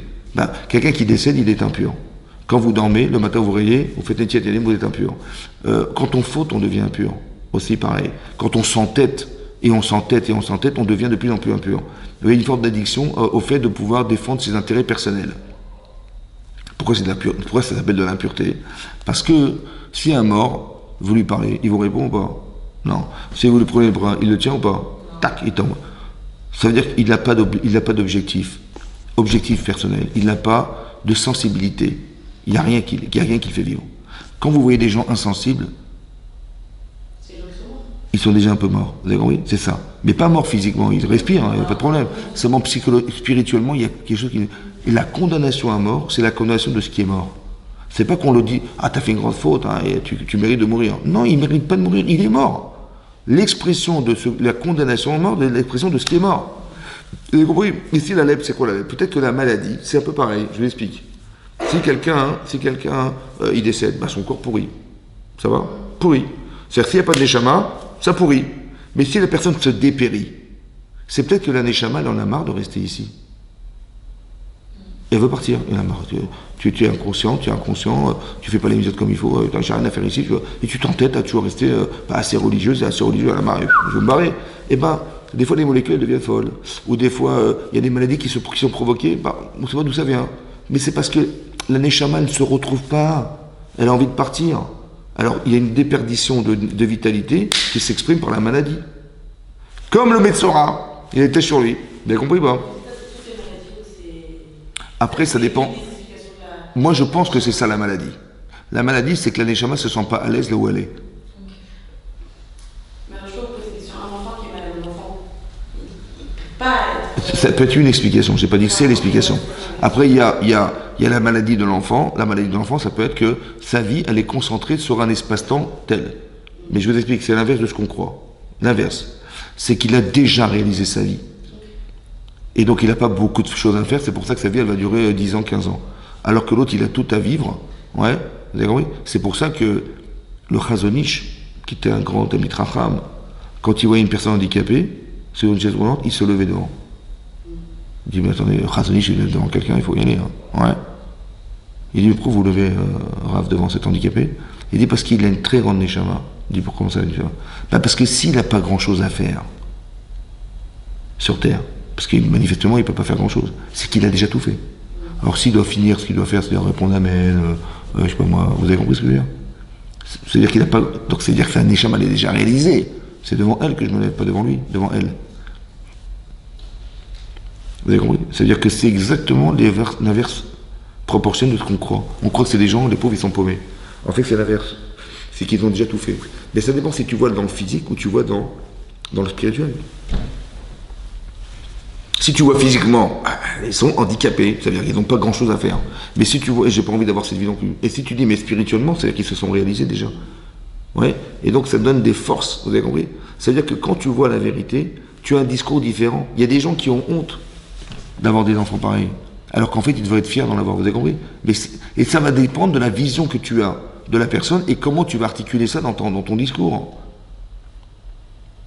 Vous avez compris? La façon de parler, ouais. C'est pareil, quand Yosef il raconte ses rêves, ben ça dérange. Pourquoi ça dérange? Ben, je vous ai dit la vérité, j'ai rêvé, vous étiez des gerbes.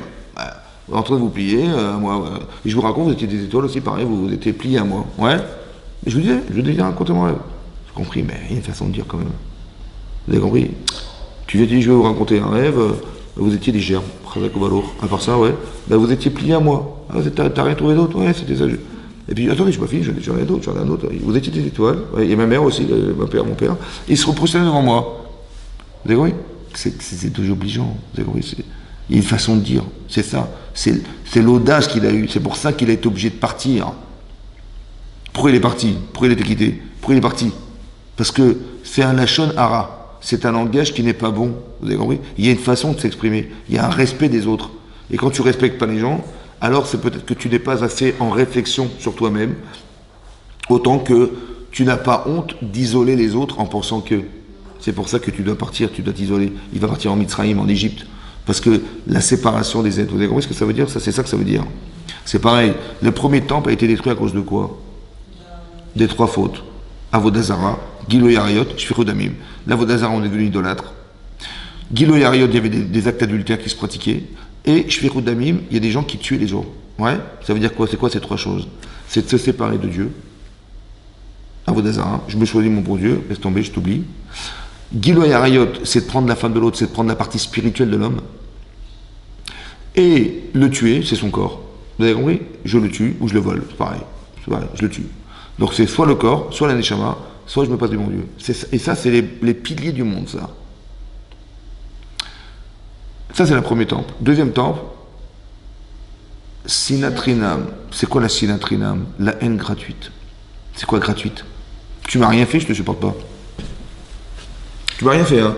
Juste que t'es plus belle que moi, t'es plus riche que moi, t'es plus grand que moi, ta femme elle est plus belle que la mienne. Béton, il n'y a rien, quoi. D'accord, c'est chinam.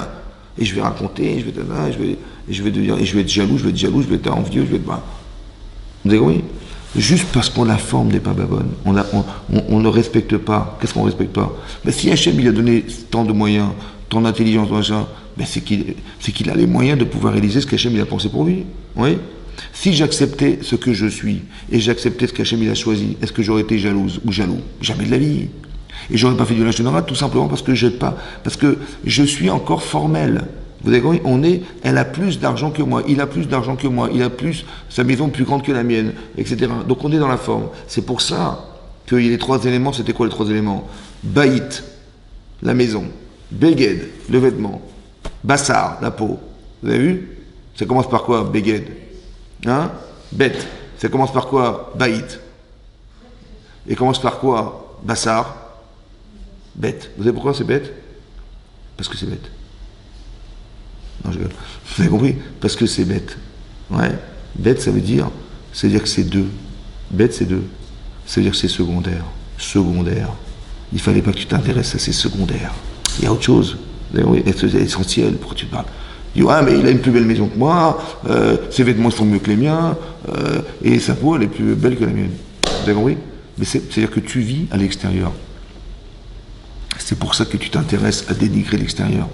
Parce que ta seule vision de ta vie, elle est extérieure à toi. Ah, c'est moche.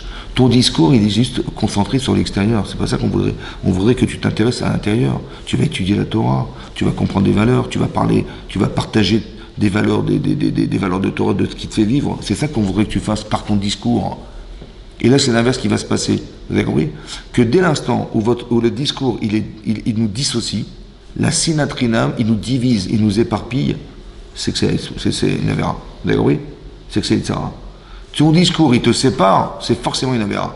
C'est ça, c'est le lachon hara. C'est un langage parce que j'ai l'orgueil, parce que je suis jaloux des autres, et j'ai tout concentré sur moi. Alors je vais nous dissocier. Vous avez compris? Et la dissociation, elle est grave. C'est pareil, la faute des Meraglim, c'est pas qu'ils ont parlé de la terre d'Israël qui est grave. Vous savez ce qui est grave? C'est qu'Hachem, il a créé le monde, et il veut un jour résider parmi nous dans ce monde. C'est pour ça qu'il a demandé qu'on fasse le Mishkan, le sanctuaire. C'est pour ça qu'il a demandé à ce qu'à chaque fois qu'il s'adresse à Abraham, Israël et Yaakov, il dit, vous avez une grande descendance, et je vous hériterai de la terre d'Israël. Mais pourquoi à chaque fois il répète, et vous hériterez de la terre d'Israël? Comme si qu'on devait vendre sa patrie, on devait vendre ce pays de la terre. On va défendre la terre. Hein, c'est ça? Non. En fait, il a dit la chose suivante. Je veux résider parmi vous. Mais je veux résider que dans un endroit dans le monde, en Israël. Et où en Israël? À Jérusalem. Et où? Dans le Beth Amikdash. C'est là que ma maison se trouve. C'est là que je dois résider parmi vous. Faites en sorte que je puisse me retrouver parmi vous. Mais ça ne peut pas se faire si on n'est pas tous présents. Exactement à la même image qu'on a eu à voir sur le mont Sinaï. Vous avez vu, on était tous présents. Ish echad, belev echad. Un seul cœur, un seul homme. On est tous concentrés. C'est ça qu'on espère que se reproduira dans l'histoire. Or, s'il y avait un seul qui avait refusé la Torah, on n'aurait pas pu recevoir la Torah. Parce que la Torah est multiple, 600 000.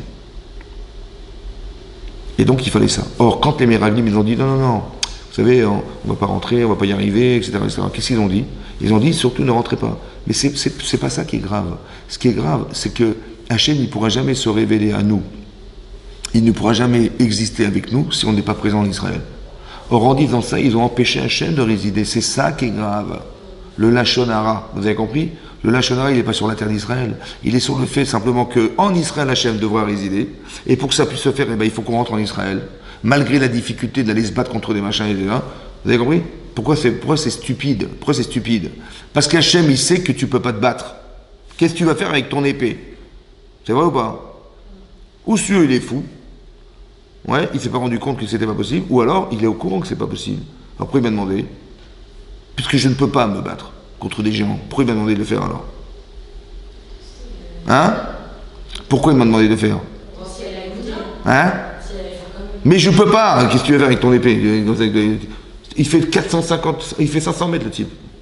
Ses pieds, c'est la synagogue. Qu'est-ce que tu vas faire avec ça? Tu vas lui piquer les pieds? Hein? Pourquoi il a fait ça, Hachem? Vous savez pourquoi il a fait ça? Hein? Mais qu'est-ce que tu... Mouna de quoi? Qu'est-ce que tu veux faire? Avec votre épée, une petite aiguille, vous allez faire quoi avec ça? Hein? Vous savez pourquoi il a fait ça? Ben, quand vous pouvez rien faire, qu'est-ce que ça veut dire? Vous pouvez rien faire, de toute façon, vous pouvez rien. C'est pour le laisser faire. En fait, on n'aurait jamais perdu la guerre. Hein? Et c'est ça la bêtise. Si tu avais vu dans le fond, alors tu aurais réfléchi, tu dis, attends, il m'a demandé d'aller là-bas, et ça fait 40 jours qu'on explore, et on voit qu'on n'y arrivera jamais. Au lieu de dire, ouais, mais comment je vais faire? Mais t'es bête puisque tu peux rien faire. Qu'est-ce que tu veux faire? Ils sont sur des villes fortifiées, tu as raison, des villes fortifiées, ils sont des géants, ils vivent dans les montagnes, on n'a aucune chance d'en sortir, aucune, zéro. Donc c'est une invitation à le laisser faire, pas Bouygues. Vous avez compris?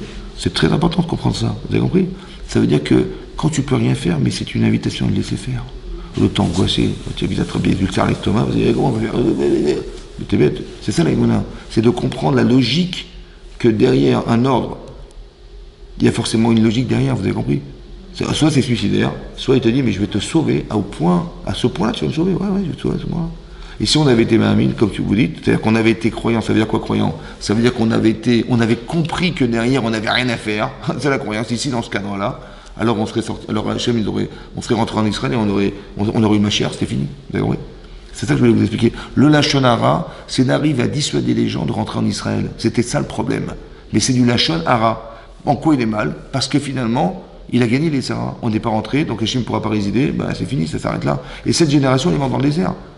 Vous avez compris ce que je veux dire? C'est parce qu'on n'a pas réussi. Exactement comme les élèves de Rabbi Akiva, l'Agma dans Yvamot, elle dit là-bas, que l'on a goût kavod zelazé. Ils n'ont pas eu coutume de se respecter les uns les autres. Vous avez compris? Parce que ce que tu sais ne m'intéresse pas. Ce que tu sais ne m'intéresse pas. Alors qu'en vérité, on est 24 000 élèves. 24 000 élèves. Mais vous savez ce que ça veut dire 24 000? C'est énorme ou pas? Soit je dis, ben écoutez, moi j'ai ma façon de penser, tu as la tienne, tu as la sienne, tu as la tienne, tu as la tienne. On a chacun une façon différente. Ou alors vous savez ce qu'on va faire? Dis-moi comment tu réfléchis ça? Ah, tu as pensé comme ça? Ah, ça m'intéresse, tu m'as enrichi parce que moi j'ai pas pensé comme toi. Et en vérité, vous savez ce que je peux devenir? Je peux devenir 24 000, alors que je suis un. Et le fait qu'on ne se respecte pas, on se coupe, c'est du Lachon Hara. Vous avez compris? Le Lachon Hara. C'est le langage qui nous sépare. Alors que c'est dommage. On aurait pu s'enrichir par la différence et on s'est appauvri par le discours. C'est pour ça qu'ils ont disparu, ces élèves. Parce que c'était pas ça qu'on attendait de toi. Tu aurais pu grandir à ce point-là, tu te rends compte ou pas? Tu aurais été à toi tout seul 24 000, alors que tu es un. C'est dommage. Pourquoi tu veux éliminer la différence au lieu de t'enrichir de la différence? C'est comme le racisme, c'est comme tout ça. Les nazis, qu'est-ce qu'ils voulaient les nazis? Ouais. Mais ils voulaient quoi? Ils voulaient dire, hein? Ils voulaient nous débarrasser de ce qu'eux prétendaient être sale. Ou d'être, vous avez compris? Un type un noir qui gagne 200 mètres, c'est honteux. Ben, c'est un noir. C'est-à-dire que, ou les gens handicapés, vous savez, à Yad Vashem, là-bas, il y avait un musée, à Yad Vashem, c'est un musée en Israël, à Jérusalem, et là-bas, ils avaient rassemblé toutes les prothèses. Pourquoi faire? Ben, pour dire, à la fin de la guerre, on aurait dit, on vous a débarrassé d'handicapés. Dites-moi merci. Alors que nous, qu'est-ce qu'on dit, nous? Qu'est-ce qu'il vous dit, votre dentiste? Ben, qu'Hachem te prothèse. Non? Que prothèse dans le ciel, et te prothèse ben, quand tu prends l'avion. Quand tu te prothèses dans la mer, quand tu prends le bateau, et te prothèse dentaire, quand tu prends Ah oui. Oui, mais c'est ça. Le problème, c'est qu'on n'arrive pas à comprendre que tout est là pour s'enrichir dans le discours. Et c'est pour ça que le lachon hara, c'est grave. C'est pour ça qu'il faut faire très attention de savoir utiliser son langage pour positiver l'existence. Tu vas encourager, c'est plus important d'encourager que de faire le contraire. Tu vois, ils ont découragé les gens de rentrer en Israël. Et elle a découragé son mari de pouvoir rester dans le Gan Eden. Il a découragé Hachem de pouvoir penser qu'il allait lui aussi rester au Gan Eden. Vous savez, tout ce qui nous décourage, il faut éliminer. Vous avez compris ? Tout ce qui nous dissocie, il faut enlever. Et vous saurez dorénavant que si votre discours, il n'est pas positif, il n'amène pas à évoluer, ça, c'est forcément Yitzhara. Il s'appelle du lachon hara. Le lachon hara, c'est pas forcément dire du mal des gens, c'est aussi de mal utiliser le langage. C'est très important ça. Parce que la seule chose qui nous lie, c'est le langage. Donc quand vous voyez que vous avez vu, mais je sais pas, ils ont vu, il y a un livre qui s'appelle Révolution, ils ont fait. Ouais, vous savez ce qu'ils ont fait ?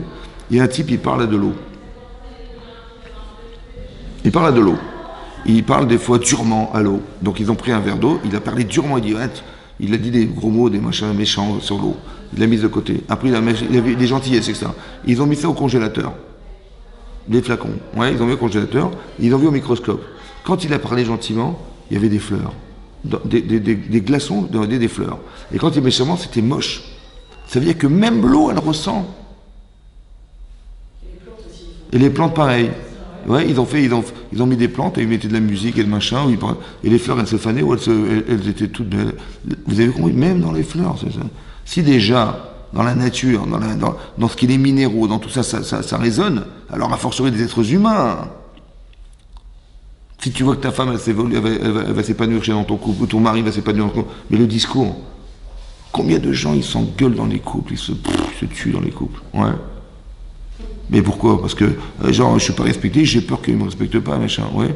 Mais la personne la plus importante pour une femme, c'est qui ? Et pour un homme ? Sa voiture. Vous avez compris ? Comment il va partir au travail. Mais c'est ça, mais vous avez compris, c'est ça. Ça veut dire qu'on devrait réfléchir. Après ses parents, c'est qui la personne la plus importante ? C'est ça, c'est en couple, c'est ça. Ouais. Et malheureusement, c'est exactement l'inverse qui se passe, c'est un truc de malade. On respecte plus ses voisins que son mari ou sa femme. On parle méchamment, on parle durement et ça, alors qu'on avait tout à gagner au contraire. Vous avez compris ? Devenir un couple, c'est d'arriver à avoir un discours qui nous consolide. Il y a des gens qui, vous savez qu'en hébreu, on souhaite au Khatanim, Livdot Bait Neeman Israël. Ouais, que vous ayez une maison, au traduit en français, une maison fidèle en Israël. Une maison fidèle. Non, un couple fidèle ou un foyer fidèle. Oui. C'est quoi une maison ? Bait Neeman. En hébreu, ça veut dire une maison Neeman, fidèle. Ouais. En fait, pourquoi une maison ? La maison, c'est quoi ? Parce que à la maison, comme vous faites une maison, vous mettez des briques, ouais, une sur l'autre, des parpaings, vous mettez une fenêtre, vous mettez une toiture, vous mettez des tuiles, des portes, etc. Ouais, vous avez votre maison. On a construit avec ma femme, on a eu des enfants, on a eu des machins, on a construit notre vie, on a mis des poutres, voilà ce qu'on a fait, ouais, c'est votre fille, c'est votre famille, oui, non. Et bizarrement, pour des bêtises, la maison, elle s'écroule. Vous mettez la main sur le mur et vous appuyez, et tout tombe. Cette maison, elle tient ou pas ? Pourquoi elle ne tient pas ? Il n'y a pas de ciment. Il n'y a pas de ciment. C'est quoi le ciment ? C'est quoi qui colle ? Si tu me respectes, je te respecte. Ça colle. Si tu me parles bien, si tu m'aimes, ça colle. Vous avez compris ? Mais c'est ça la colle. Mais s'il n'y a pas d'amour, il n'y a pas de respect, il n'y a pas de machin, il n'y a pas de colle. Et ça s'écroule en une seconde. Tu dis, on a vécu 10 ans, 15 ans ensemble, il n'y a rien. Rien ne s'est construit parce qu'on n'a pas réussi à coller, à exister ensemble. On cohabite ensemble, hein, je vous rassure. Nous, on fait les tâches ménagères à la maison. Mais les femmes, elles nettoient les tâches ménagères. Les hommes, ils font les tâches ménagères, mais les hommes, ils font les tâches ménagères. Mais les femmes, elles nettoient. Les tâches ménagères, ouais. C'est ça le problème. Hein ? Comment ? Ce qu'il comprend, il comprend. Mais c'est ça, ouais. Et c'est pour ça qu'il faut, il y a du respect, il y a beaucoup de choses. Et c'est ça, quand une personne est respectée, elle peut embrasser les pieds de la personne qui est en face d'elle parce qu'elle se sent respectée, la personne se sent respectée. Ouais. Un petit peu comme, regardez la chorma qu'elles avaient ces femmes dans la Torah, c'est extraordinaire. Il y a Tamar qui était la belle-fille de Yehuda. Ouais, vous vous rappelez de ce passage? Et elle voulait absolument avoir un enfant avec dans la famille de Yehuda, parce que Yehuda c'est la royauté d'Israël, et la royauté c'est le Mashiach. Comme ça dit le Midrash, elle voulait absolument avoir. Donc elle a épousé Herm, il est mort, elle a épousé Onan, et il est mort. Ouais. Et donc elle va épouser Sheila, le dernier enfant de Yehuda. Mais lui il se rend compte, cette femme, elle est un peu... c'est une tueuse de mari, quoi. Parce que c'est ce qu'il... Et donc elle a dit... elle s'appelait Tamar. Ouais. Alors, bon, c'était un petit jeu de mots. Il dit, peut-être qu'il vaut mieux que tu achètes Tamar. Non, Et donc, il dit, mais écoute, Sheila est trop jeune, rentre chez tes parents et quand il grandira, je te donnerai en mari. Bon, mais il n'avait pas envie du tout. Et malheureusement, il perd sa femme. Et donc, elle voyait bien que Yehuda n'avait pas eu du tout envie de lui donner cet enfant en mariage. Et donc, qu'est-ce qu'elle a fait? Alors qu'elle était d'une pudeur, là-bas c'est marqué dans la Gemara, dans le Sota, elle était tellement pudique qu'il n'a jamais vu le visage de sa belle-fille. Et paradoxalement, elle s'est déguisée en prostituée sur la croisée des chemins, en espérant qu'ils allaient avoir une relation, qu'elle aurait un bébé de lui. C'est logique ça ou pas? Hein? Ça paraît bizarre, oui. Oui? Pourquoi c'est comme ça? Qu'est-ce qu'elle a pensé à votre avis? Parce que c'était la seule solution que... Ah, oui, mais gérer. D'abord, elle a cru qu'il avait avec une prostituée, n'importe quoi. Ouais. Alors comme ça, écoutez bien. Dans le cœur, vous avez l'Yitzhara. Ça va? Il sait ce que vous pensez de l'Yitzhara ou pas? Hein? Ben, évident. Si elle dit, ouais, je vais me marier avec lui, je vais avoir le Mashiach, il veut que le Mashiach vienne, le Yitzhara, ou il veut pas qu'il vienne, le Yitzhara? Il veut pas qu'il vienne. Donc qu'est-ce qu'elle va faire pour qu'il ne se mêle pas de ces histoires? Elle va lui faire croire qu'elle va faire une avéra. Il dit, ah super, vas-y, fonce. Et c'est là qu'elle va avoir un enfant. Vous avez compris la chorma des femmes? Il dit, ah, elle est devenue folle. C'est ça qu'il croit, lui. Elle est devenue folle, parce que c'est une femme hyper pudique. Hein. Et l'autre, elle s'habille comme avec sa petite mini-jupe et machin. Il dit, c'est complètement folle, quoi. Et donc, il dit, ah ben, c'est bon, comme ça, je l'ai eu. Vous avez compris? C'est-à-dire qu'elle a trompé son Yetzer. C'est extraordinaire. À part ça, hein, qu'est-ce qui se passe? Bon, ben, là-bas, c'est marqué qu'il a eu envie d'elle. Ouais. Parce que Hachem, il a su que de elle, il allait sortir des rois, et que c'est ça, et donc il fallait qu'elle ait... Et donc, c'est pour ça qu'il a eu ce désir d'aller avec elle. Et là, qu'est-ce qui s'est passé? Elle tombe enceinte. Au bout de 3 mois, lui, il ne savait pas que c'était elle. Mais elle avait gardé le bâton, son bâton, elle a dit, il me faut un gage, il n'avait rien sur lui. Il dit, ben, donne-moi ton bâton, donne-moi ta bague et donne-moi ton vêtement. Et donc, elle lui a donné ça en gage, en attendant que, genre, il lui amènerait ce fameux chevreau, là, et finalement, il l'a jamais trouvé, quoi. Au bout de 3 mois, il s'avère qu'elle est enceinte, et elle n'est pas mariée. Et donc là, alors qu'ils l'ont jugée, ils l'ont condamnée. Bon, imaginez-vous, elle est condamnée, elle. Elle n'a rien fait de grave. Mais ça veut dire que, parce que Hiboum, à l'époque, on pouvait faire Hiboum avec son beau-père. Mais bon. Mais pour expliquer que ce qu'elle a fait, selon l'époque, c'était possible. Ouais. Maintenant, elle va mourir parce que il ne va pas reconnaître qu'il est le père de ses enfants. Ben, moi, je suis Tamar, je lui dis, écoute, mon chéri, il n'y a pas d'histoire, hein, d'accord? Le père, c'est toi. Il dit, comment ça, c'est moi? Ben voilà, j'ai le bâton, j'ai la bague et j'ai le truc. Tu vois que c'est toi. Et attention, tu vas pas mentir, hein, ça va? Bon, on lui fait un affront. Il va accepter ou pas? Attends, il lui fait la honte de sa vie, devant tout le monde. Alors, qu'est-ce qu'il va faire, lui? Il va dire, il va mentir. Il va mentir. Bah, pour garder la face, il va dire, mais tu me l'as volé. Mais jamais de la vie, c'est pas vrai. Comment ça peut être moi, ça mortel? Tu m'as volé ma bague, tu vas prétexter, c'était moi. Tranquille, tu vois, elle va mourir, il n'y a plus d'histoire. La chorma qu'elle a eue, elle a dit comme ça. Elle a dit, je t'en prie, reconnais. Elle n'a pas été lui dire. Elle a dit à quelqu'un, écoute, va lui parler. Il va lui dire que l'enfant que je porte, il est de lui. Je t'en prie, reconnais-le. Et voilà la bague. Si tu reconnais, tant mieux. Sinon, je suis prêt à mourir pour toi. C'est pas grave. Vous avez compris ça? Elle a compris qu'un homme est fier. Et si tu le remets en cause dans sa fierté, il peut te laisser mourir. Mais elle était racham. Elle a dit, écoute, je suis prêt à mourir pour toi. Je n'ai pas compris. Tu veux mourir pour moi? Tu me fais ce respect-là? Alors, écoute, j'accepte, ces enfants sont de moi, malgré la honte qu'il a eue. Vous avez compris? C'est-à-dire comment tu refoules la honte d'un homme fier en lui faisant du kavod. Tu le respectes au point d'accepter de mourir pour lui. Vous avez compris? C'est-à-dire, mais ça, c'est une chorma, ça. Elle aurait pu se dire, mais sous le choc Genre, elle va être condamnée, mais elle n'a rien fait, elle est innocente. Et donc elle aurait pu se battre en disant non, je suis désolé, son Yitzhara dit mais te laisse pas faire. Quand tu entends ça, c'est ton Yitzhara qui dit mais te laisse pas faire. En fait, c'est faux. C'est faux. Tu vois? Elle a eu le bon langage. Elle a dit, écoute, c'est simple, il n'y a pas de problème. Si tu acceptes, tant mieux. Je comprends ta honte, je comprends. Et c'est pas grave, je suis prêt à mourir pour toi plutôt que de te faire honte. Je préfère mourir. Tu es prêt à mourir pour moi? Alors je suis prêt aussi à avouer pour toi. Vous avez compris ce que je veux dire? À la différence. Pour ça qu'il faut faire très attention dans la relation de couple, qu'une femme, elle doit comprendre la nature masculine pour savoir quoi répondre au moment où il faut répondre. Et pas se dire, non, je défends mes intérêts personnels, machin, et la honte, tu te la mets de côté, on s'en fout, je ne veux même pas mourir pour toi. Vous avez compris ce que je veux dire? C'est très important que ça comprenne ça. Et on a tout à gagner de respecter l'autre que l'inverse. Nous, on croit qu'on va perdre, parce que si je le respecte, il ne va pas forcément me respecter. Et donc je vais perdre. Alors que c'est l'inverse. C'est pas vrai. C'est si tu respectes, on te respectera. Ezeu Mechoubad, dit le Père Kavod. C'est qui qu'on respecte dans la vie? C'est quelqu'un qui nous respecte. Ben, c'est comme ça. Donc si tu me respectes, je te respecte. Si tu me respectes pas, je te respecte pas. Et c'est très fort aussi ça. C'est très fort. Mais d'où vient le respect? Il vient parce qu'on a une neshama, c'est comme ça. Et le dibour, c'est pareil. Si tu utilises mal ton dibour, si tu utilises mal ta vocation de respecter les gens, vous avez vu que c'est souvent la forme, c'est incroyable. Tu as mal parlé.